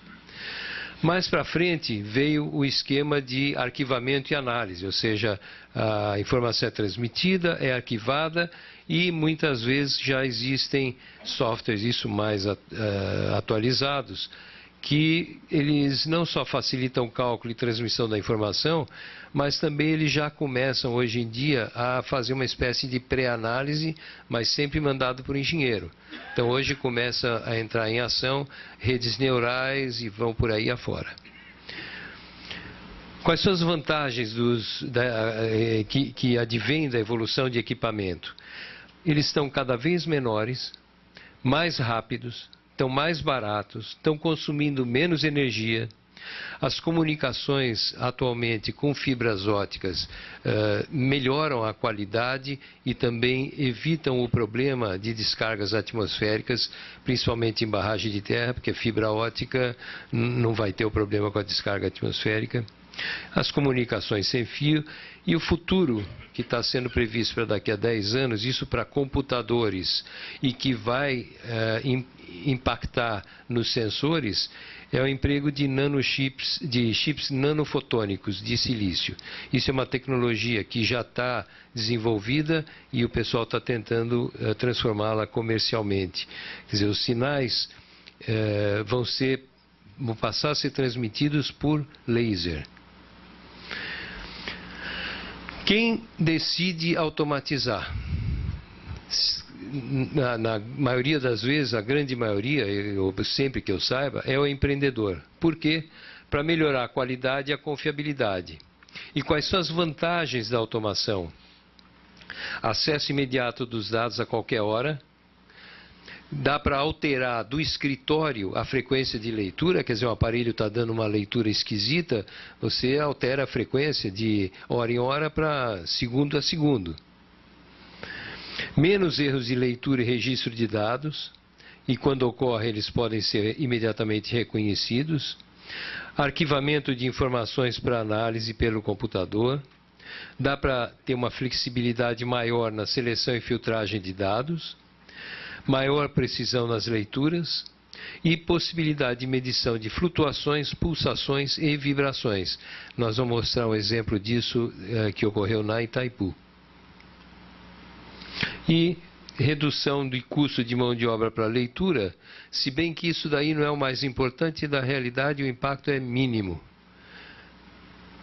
Quais são as desvantagens da automação? A substituição, ainda que parcial, de um engenheiro por equipamento. Por que eu digo do engenheiro por equipamento? Em alguns casos o pessoal fala, espera aí, eu vou automatizar, em geral, para obras de hidrelétricas ou até barragens desassistidas. Por que eu vou contratar uma equipe para fazer inspeção? Eu ponho tudo automatizado, instrumentação, coloco um drone para visualizar o que está acontecendo e dispenso, não preciso de equipe nenhuma, o que é um erro crasso, na minha opinião. Sempre há necessidade de um sistema alternativo de leituras manuais, ou seja, a gente nunca pode confiar totalmente num aparelho que está sendo automatizado, e nós vamos ver alguns casos aí para frente. Possibilidade de obtenção de grande quantidade de registros e consequente tendência de postergar a análise. A Tereza, o João, o pessoal que antecedeu, inclusive na parte da manhã, já mencionou que raramente, ou seja, não raramente, mas em muitos casos o pessoal arquiva os dados, ninguém faz a análise, fazendo leituras uma vez por mês. Agora imagina fazendo leituras a cada 10 minutos, nunca vai ser analisado. Quer dizer, é uma desvantagem, depende de cada empreendedor. Possibilidades reais de danificação por vandalismo, condições ambientais ou trabalhos em andamento na obra. Nós vamos ver exemplos disso mais para frente. É necessário fonte de energia contínua e confiável, exceto no caso das baterias que o João mencionou, que estão naqueles aparelhos embutidos, sensores wireless, né?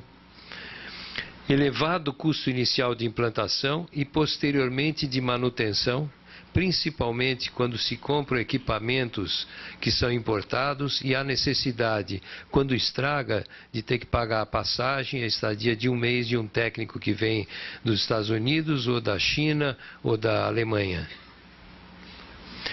Necessidade de calibrações e manutenções periódicas por pessoal especializado.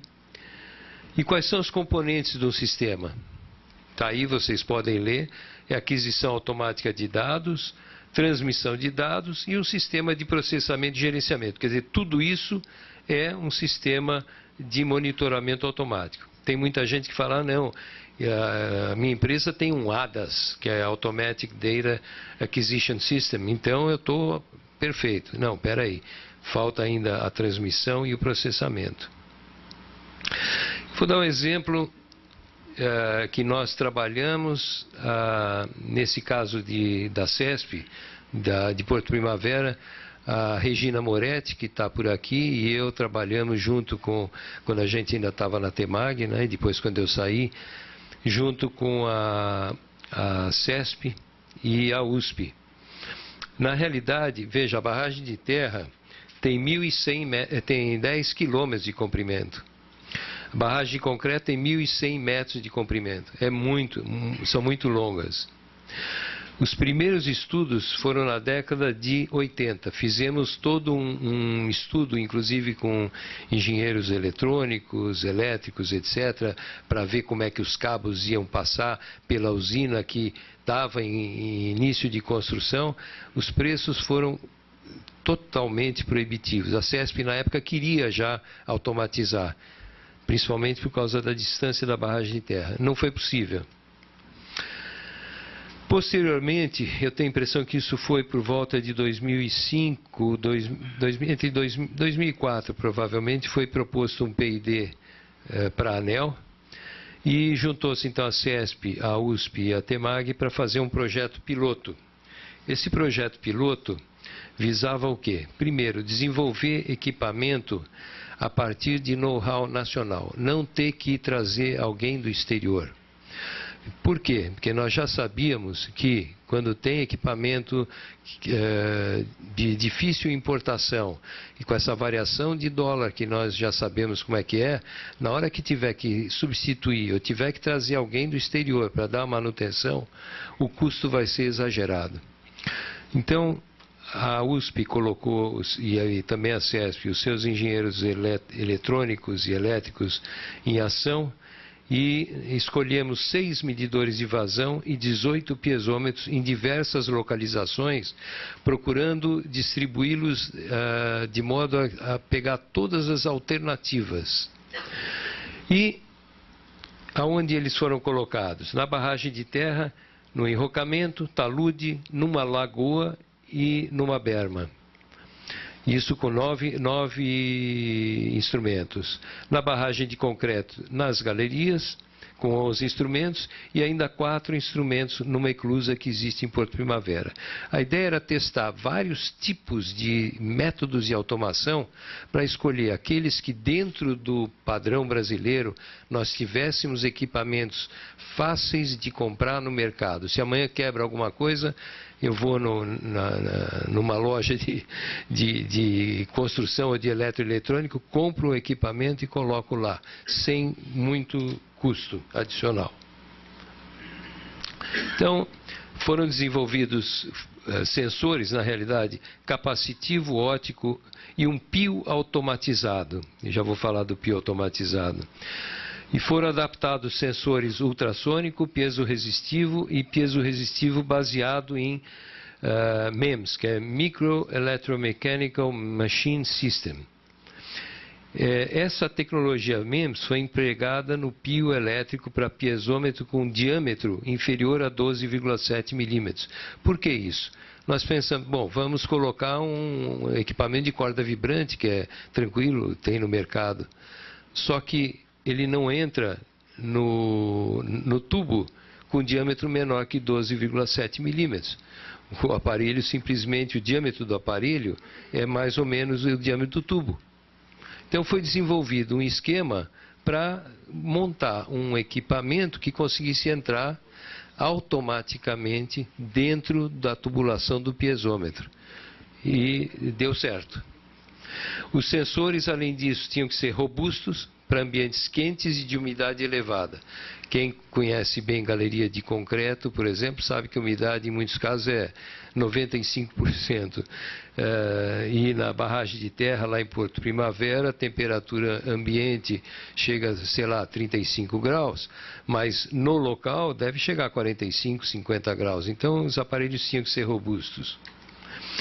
Na barragem de terra, para transmissão das informações, foi feita uma rede de comunicação sem fio, com painel solar e bateria e para-raios. E na barragem de concreto e eclusa, cabos ópticos. Deu um total de 4.400 metros de cabo óptico.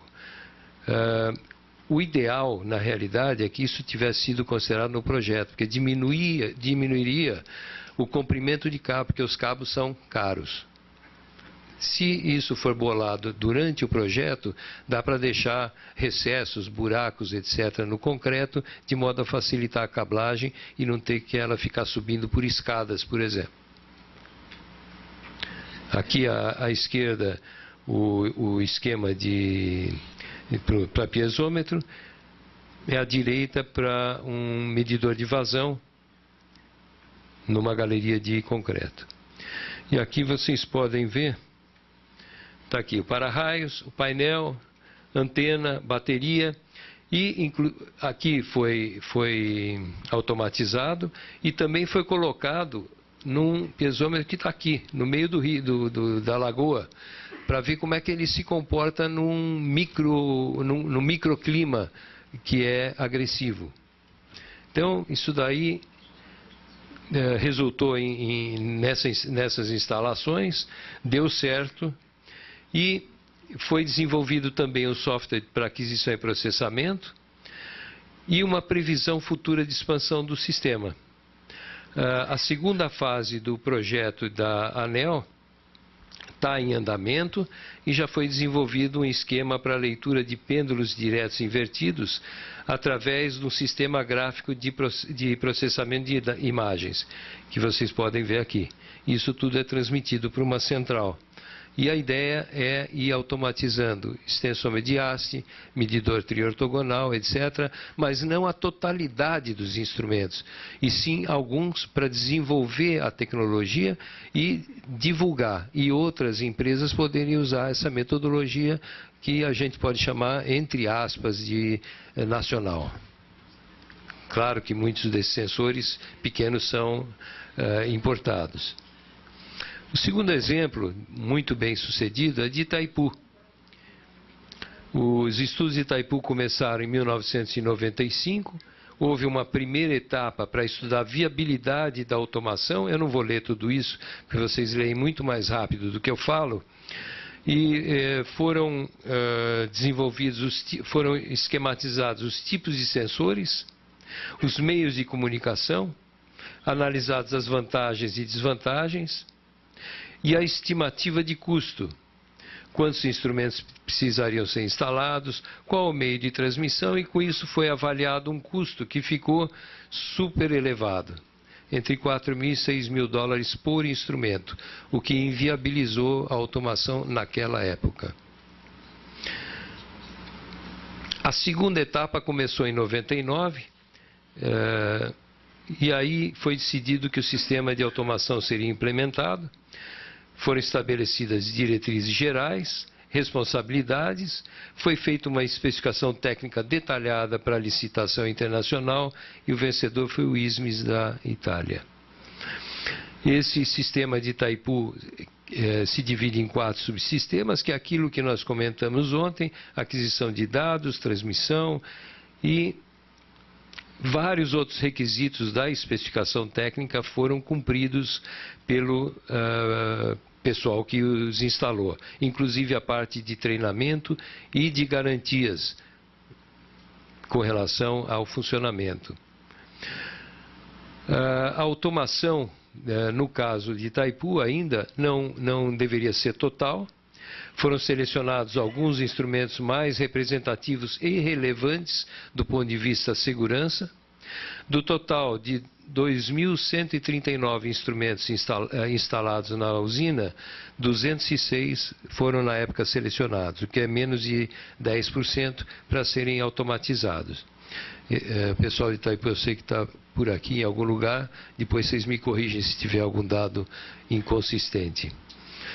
Então, aqui alguns exemplos, eu vou passar rapidamente para não tomar muito tempo, mas pêndulos diretos e invertidos foram 24, está aí a fotografia. Medidores de vazão em número de 40. 110 hastes de extensômetros de haste, um total de 46 instrumentos. Piezômetros standpipe sem pressão, 21. São lidos com esquema similar a um pio. Piezômetros com manômetro, 34. Piezômetros elétricos, e aí é mais fácil fazer automação, 21. Instrumentos embutidos no concreto, instrumentos do tipo resistência elétrica do Carlson, 18. Aí também é muito fácil de fazer automação. Pluviômetros, 2.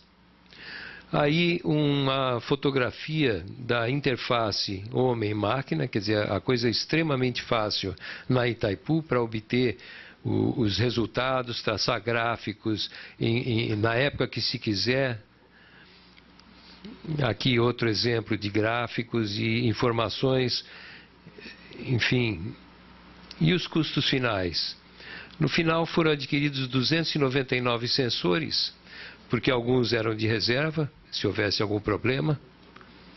O custo unitário acabou ficando em 1.636 dólares e 2.370 se considerado todo o fornecimento.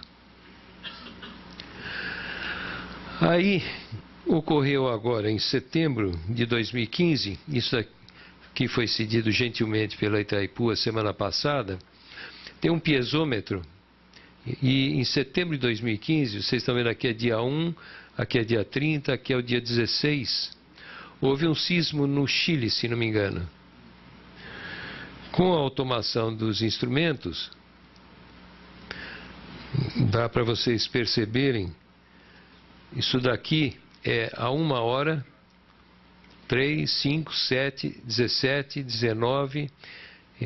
às 20 horas do dia 16 de setembro, a automação conseguiu pegar, através do piezômetro, uma variação. E eu tinha comentado antes sobre a automação, que pega vibrações, flutuações. Então, no caso, pegou uma flutuação. É importante, nesse caso, essa foi importante? Eu diria que muito pouco, porque 0,78 centímetros, não é tão significativo, mas poderia ser. Então, nesse caso, mostrou que a instrumentação e a automação funcionou muito bem e para algumas aplicações é muito importante. Um outro exemplo é do pêndulo invertido de um bloco F, também no mesmo dia, dá para ver o que ocorreu aqui. O deslocamento exatamente quando ocorreu o terremoto no Chile, e isso foi detectado tanto nas fundações quanto nos blocos da Itaipu. Um terceiro exemplo é da Chesf. Na Chesf há instrumentos automatizados nas usinas de Mochotó, que é afetada por reação alcali agregado, e de Sobradinho. Então foram instalados 15 medidores triortogonais em Mochotó. Está aqui uma fotografia deles, com sensores indutivos. Em Sobradinho, 54 piezômetros de tubo aberto. Aqui a fotografia está aqui do lado direito. E 7 medidores de vazão. Resultado, eles operaram por algum tempo, nenhum deles funciona mais. Falta de manutenção adequada e de suporte técnico por parte do fabricante dos sensores. Várias variações de temperatura induziam o sistema a descalibrar, ou seja, fornecendo leituras errôneas em algumas épocas, e vários equipamentos ficaram danificados por causa de descarga elétrica. Então nós vimos 2 casos de sucesso e agora estamos vendo um primeiro de insucesso. Na Bahia, o Amorim fez um trabalho sobre essa barragem de água fria, publicada num seminário nacional do Comitê de Barragens. Todos esses instrumentos, que incluem piezômetro Casagrande, medidor de nível d'água, pluviógrafo, medidor de vazão, inclinômetro, célula de carga e eletroníveis, foram automatizados. Vocês podem obter essas informações consultando os anais dos seminários de barragens. O que aconteceu? Pifaram. Primeiro, o software usado era um software francês, não customizado adequadamente na época, e faltou suporte do fornecedor do software para adequar. Muitos instrumentos foram instalados inicialmente sem calibração, tiveram que ser removidos ou recalibrados. Falta de documentação de eletroníveis. Os sensores dos piezômetros, erro de leitura de 2%. Muitos problemas decorrentes de umidade nos sensores. Instalaram erradamente sensores em medidor de vazão, quer dizer, as leituras estavam errôneas. E falta de proteção contra descargas atmosféricas. No trabalho do Amorim, ele ainda coloca mais uma série de outros fatores, mas achei que esses são os mais importantes. Salto Caxias, também da Copel, foi a primeira barragem a usar um sistema de automação no Brasil. Isso foi em 1998. De acordo com o trabalho também publicado no Seminário Nacional de Barragens, do Eduardo Orlovsky, do Soares, do Leves e do Alex Calcina, a usina tem 184 instrumentos instalados e foram automatizados 167. Eram instrumentos da Geocom e automação da Geomation, e possibilitava o acesso de dados nos escritórios de Curitiba. Então, a tabela, que eu também não vou ler, vocês podem obter nos anais, mostra quais os instrumentos, quais as unidades de controle remoto, para onde os dados foram enviados. Aqui um exemplo do desenho de alguns instrumentos e, de acordo com o trabalho, o custo médio por instrumento naquela época foi de $1.000. Agora o pessoal da Copel está aqui e poderia eventualmente comentar sobre o desempenho atual desses instrumentos, se ainda continuam atuando ou não. É uma informação que eu não tenho. Aqui é uma barragem nos Estados Unidos, que é Town Sauk Dam, não sei se alguém conhece ou já ouviu falar. É uma barragem de terra construída na década de 60, Está aqui a barragem, e é uma barragem de uma usina reversível. Durante o dia a água está nesse piscinão, tem um conduto e na hora do pico ele joga essa água lá para baixo do morro, chega na casa de força, gera energia, o pessoal vai tomar banho, vai ver televisão e durante a madrugada tem uma bomba, ou algumas bombas que mandam a água de volta para cá. Então é um ciclo contínuo e virtuoso, né? Usa a mesma água e tal. O que aconteceu? Vocês estão vendo aqui a água, aqui um esquema da água caindo. Como é que é o controle aqui? Essa barragem antiga, ela tinha vários problemas de construção, vários, porém o nível d'água era controlado automaticamente por medidores de nível d'água. Acontece que, apesar do técnico que fazia a verificação, a inspeção visual, ter alertado seus superiores de que tinha algum problema com o medidor de nível d'água, que é basicamente uma boia, ninguém tomou providência. Resultado, um dia à noite, as bombas começaram a funcionar, continuaram funcionando, houve o galgamento e resultou no rompimento de madrugada da estrutura. Foram 4 milhões de metros cúbicos d'água morro abaixo, matou gente, etc, etc. E posteriormente a empresa Meren foi obrigada a construir uma nova barragem, dessa vez toda de concreto compactado com rolo. Vocês veem que é mais ou menos igual a de terra, e provavelmente hoje é a barragem mais instrumentada do mundo, deve ter um sensor a cada centímetro quadrado. Alguns exemplos de problema.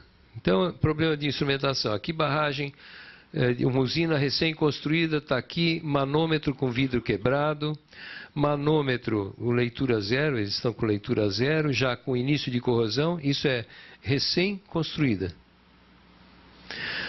Aqui problema, medidor de vazão, tá? Aqui o tubinho para tentar medir a vazão, mas não tem marcação nenhuma de cota, o leitor tem que adivinhar. Piezômetro, isso aqui é um problema de projeto, piezômetro no meio da canaleta. Aqui é uma barragem recente, na parte de concreto foi colocado um tensômetro de armadura e a fiação, não só dele como outros, estão vendo aqui embaixo tem água, a fiação estava encostada na água. Coisa de um mês depois que eles começaram a ser lidos, todos pifaram. Aqui é um caso muito interessante, porque nós fomos fazer uma inspeção numa barragem, não vou dizer aonde, em que estado é, aqui no Brasil, e o técnico disse que ele não ia reinstalar o medidor de ortogonal, porque onde está o medidor de ortogonal, o passarinho tinha feito o ninho, que vocês podem ver aqui, então era mais importante, e eu concordo, a ecologia prevalece. Então não precisa ler a instrumentação. Aqui, isso é recente, uma obra que nós fomos ver recentemente. Aqui está o medidor de vazão e, junto com o técnico, nós fomos ver quanto é que você está lendo no linímetro. Porque é o seguinte, as especificações colocaram linímetro, como se isso resolvesse o problema. Está aqui o linímetro, que, em geral, é o quê? É uma placa de aço marcada, ela é cinza e os níveis estão marcados em preto. Primeiro, que não dá para ler. Segundo, que com a variação do nível da água na canaleta, quem é que consegue ler aqui embaixo? Zero. Mas o incrível é que nós temos as leituras. A cada 15, aliás, semanais, nós temos as leituras. E aí perguntando para o técnico, mas como é que você está lendo? Ele falou, não, eu dou um chute. É assim mesmo, é assim mesmo. Precisa tomar cuidado quando for... esse é um exemplo de que precisa automatizar esse instrumento, tá? Vocês estão vendo. Eu não vou dizer aonde é, mas é no Brasil. Jacaré. Agora, rapidamente, razões para instalar a instrumentação. É lindo, muito bonito instalar a instrumentação. Primeiro, verificar hipóteses de cálculo. Às vezes, economia nas obras. Raramente é feita instrumentação para economizar. Segurança durante a construção. Sim. Segurança durante a operação. Sim. Pesquisa. Também raramente. E legislação é a nossa grande esperança. Na fase de projeto básico, que deveria já pensar na instrumentação, sem tempo e sem informação. É aquilo que alguém comentou, não sei se foi a Tereza ou João, que tem que pensar no modo de ruptura, já no projeto básico, pensar nos pontos de falha, para já prever a instrumentação, para que isso vá para a licitação. O construtor vai dar o preço o preço dele baseado também nos instrumentos que ele vai ter que comprar, na equipe que ele vai ter que colocar, e aí ele não sabe. Quando chega no projeto executivo, sempre acontece isso. Ele chega para o projetista e fala: puxa, agora no executivo você colocou um pêndulo direto e um pêndulo invertido, eu vou ter que fazer uma furação, isso não está no meu custo, você tem que tirar isso. Como é EPC, você fala: não, eu não vou tirar, a minha responsabilidade é colocar. Tá bom, você não tira, eu tiro. Ele tira do desenho e ponto final. E já aconteceu comigo. Plano de instrumentação. Quem faz e quem deveria fazer? Estagiário ou engenheiro?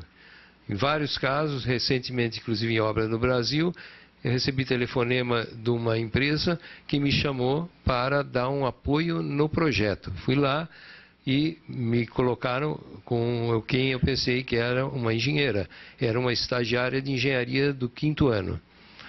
E aí ela falou, eu falei: como é que é o projeto? Me mostrou o projeto, falei: puxa, eu conheço isso daqui. Tem uns aparelhos que a gente não usa mais, que usamos na Ilha Solteira como pesquisa. Na época da Ilha Solteira ninguém sabia nada de instrumentação, foram colocados vários aparelhos. Ela falou: pois é, porque eu obtive os desenhos da Ilha Solteira, eu não entendo nada de instrumentação.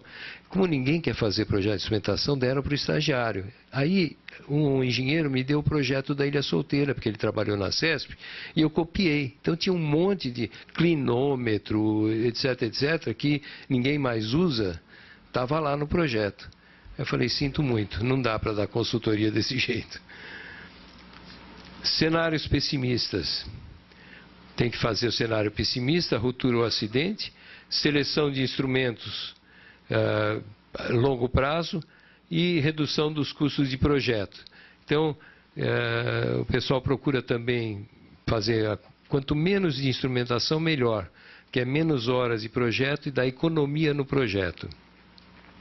E automação? A automação deveria entrar na fase de projeto, na minha opinião, se acharem interessante. Na fase de construção, a compra por aquilo que o João falou, menor preço. Então, é um equipamento dito similar. Então, pode botar, vai para suprimento. Quem compra é suprimento. Suprimento é o rei e não adianta você dizer que você quer um aparelho X, porque ele vai dizer o preço do equipamento Y é mais barato e é esse que eu vou comprar, e ponto final. Instalação, as equipes às vezes despreparadas, a gente tem visto a colocação inclusive de linímetro errado, entre outros instrumentos. Conservação e proteção precária ou inexistente. Época de instalação, às vezes, tardia, quer dizer, o pessoal esqueceu de instalar. Tem em muitas obras, instrumentos que eram para ser instalados durante a construção não o são, porque o pessoal esqueceu e a fiscalização não viu. E as análises, muitas vezes não realizadas, como já foi mencionado aqui, tardias, erradas ou insuficientes. Os dados só arquivados, os resultados de análise não são comunicados aos operadores, quer dizer, o sujeito está lendo e não sabe o que está lendo. Falta de treinamento contínuo, muitas vezes o operador é um ex-motorista, ex-vibradorista, e um dos problemas que nós vimos numa das barragens aqui no Brasil, nós fomos fazer a inspeção junto com o empreendedor, e tinha um funcionário só na barragem. Na realidade, deveria ter 2. Só tinha um, e esse um é que fazia a leitura. Aí perguntamos, mas cadê o outro? O outro foi demitido porque estava saindo muito caro ter 2. Quanto ganhava o outro? Um salário mínimo.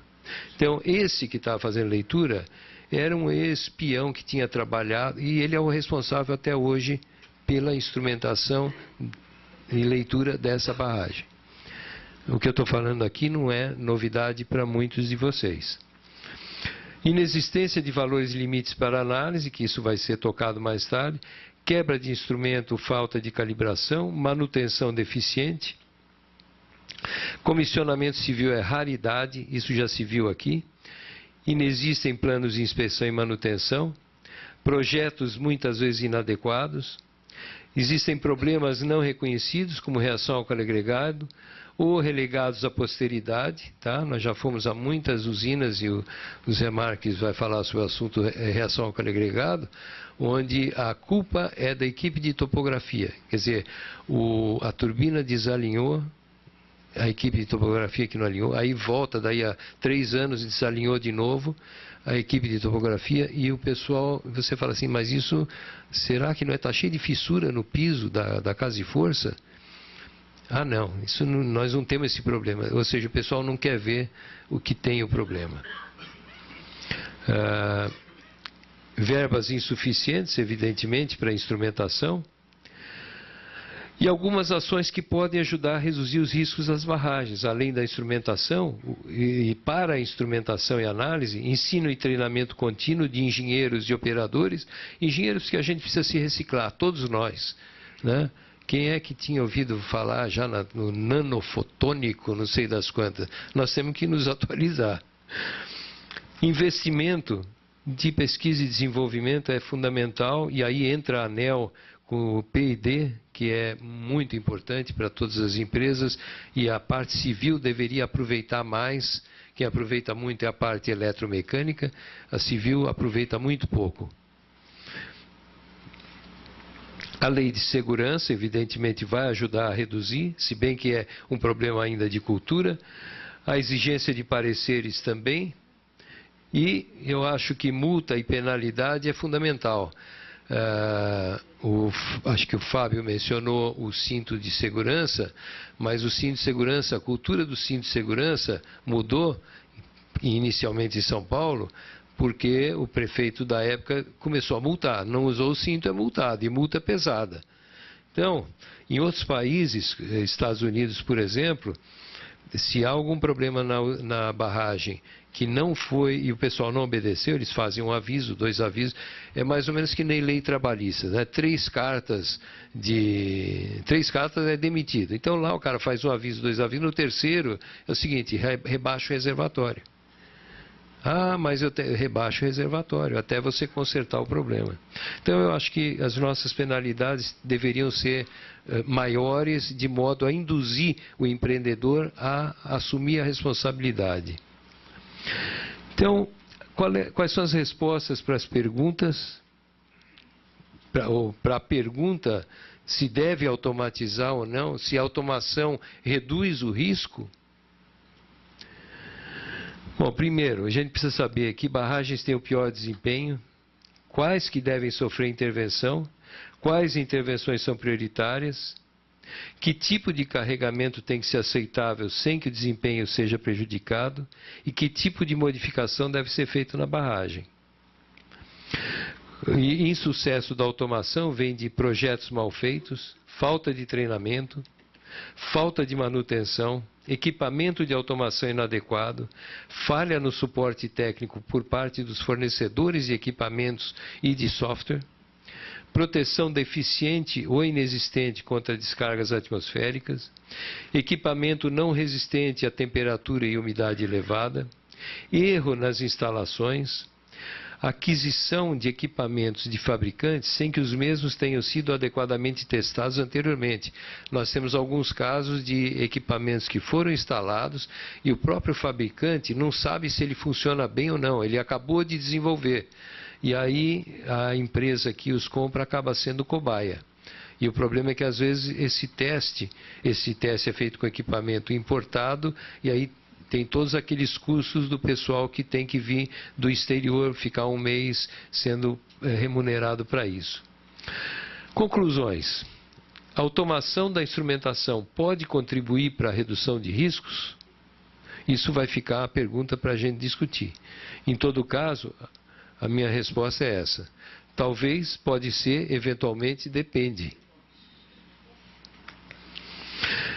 São poucas barragens brasileiras que dispõem de sistema de automação. Há casos bem e mal sucedidos.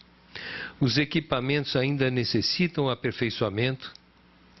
Deve ser dada prioridade, na minha opinião, a soluções que reduzam a dependência de suporte técnico de outros países. Para isso, há necessidade de uma interação entre os empreendedores e, eu diria, e as universidades ou institutos de pesquisa. Nós temos que tropicalizar esse tipo de atuação na instrumentação. Não há necessidade de automatizar todos os instrumentos.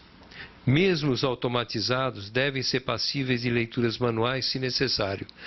Para pegar, por exemplo, um dos erros que aconteceu numa dessas automações, o que foi feito? Foi feita a leitura manual no instrumento e foi feita a leitura com o instrumento. Deu uma diferença. Aí continuou-se fazendo isso e verificou-se que o aparelho não funcionava bem. Por quê?